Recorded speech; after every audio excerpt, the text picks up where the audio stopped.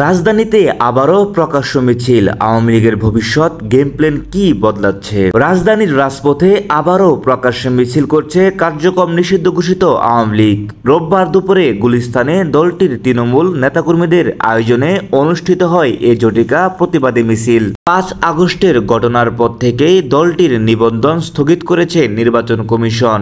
দলের অনেক কেন্দ্রীয় নেতা ভারতে পালিয়ে গেছেন বলে অভিযোগ উঠেছে। তবুও বারবার রাজধানীর বিভিন্ন স্থানে জটিকা মিছিল করে নিজেদেরকে উপস্থিতি জানান দিচ্ছে আওয়ামী লীগ। রাজনৈতিক বিশ্লেষকদের মতে এই ধরনের প্রকাশ্য মিছিল মূলত এক ধরনের রাজনৈতিক বার্তা। এর মাধ্যমে আওয়ামী লীগ জানাতে চাচ্ছে যে দলটি এখনও টিকে আছে এবং তৃণমূল পর্যায়ের সমর্থকরাও মাঠে সক্রিয়।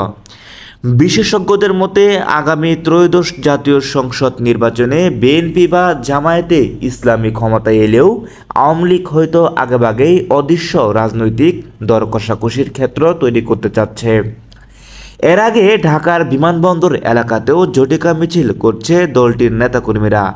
রাজধানীর বাইরে ছাত্রলীগ একই ধরনের কর্মসূচি করছে। জুলাই আন্দোলনে নির্বিচারে গুলি চালিয়ে শত শত মানুষ হত্যার অভিযোগ ঘাড়ে নিলেও নিষিদ্ধ দলটি ধারাবাহিকভাবে প্রকাশ্য আসছে।